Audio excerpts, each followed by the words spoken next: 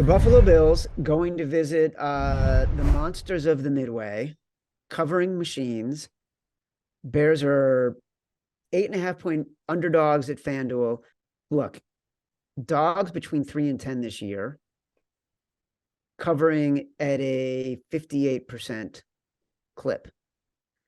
You're getting a bad team, less than a 25% win percentage against a good team, more than 65% win percentage. The dogs in this scenario cover at a 60% clip the past 6 years. No reason not to take the Bears at 8.5 or 9.5 if you can get it.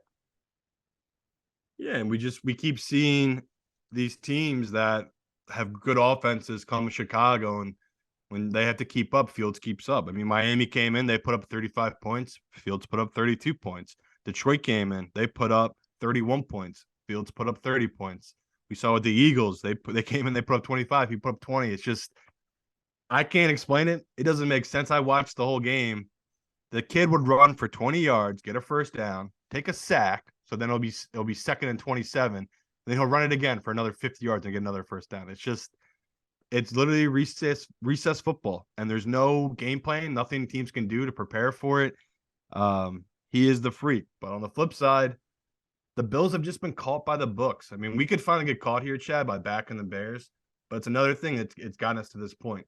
Fading Josh Allen is a big favorite. In his last 9 games, he's 1-8 ATS. And you can look at the numbers. It could be 2-7 because it depends. You got that Browns number. Remember that Browns game got moved from Buffalo to Detroit, and that number was all wonky all week. Yep. The Bills are just a good team, but are they the great team that everyone keeps putting them on this pedestal to be?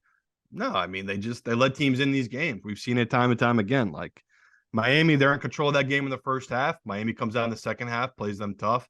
Josh Allen becomes a superhero that he is, and he leads his team on these victories. So I think the Bills are rightly so a top 3 team in the AFC, but they're a team that gets caught in these big spreads, and that's what the books keep doing. They keep hanging big numbers. The public are happy to do it. They're happy to bet them. They're happy to throw them in teasers, and we keep getting free points here, Chad. So this number should probably be 7.5. I mean, like you just said, FanDuel it's 8.5. Shop around it's 9.5. So hopefully it grows 9.5 everywhere, and maybe even 10. That'd be amazing. Because we didn't even talk about this. Is gonna be a freezing game. They're calling for minus 11-degree weather.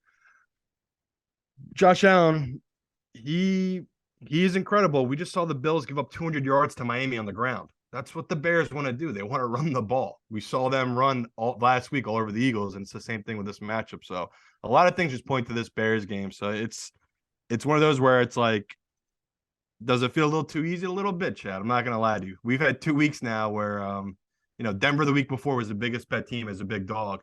That covered. Last week, the Bears were the most bet team against the Eagles. That covered. So the pros, we've been all over these big spreads at home. Can't avoid it. It's just such a big number. I just can't not take this number. It is strange, right? It does feel like, wait a second.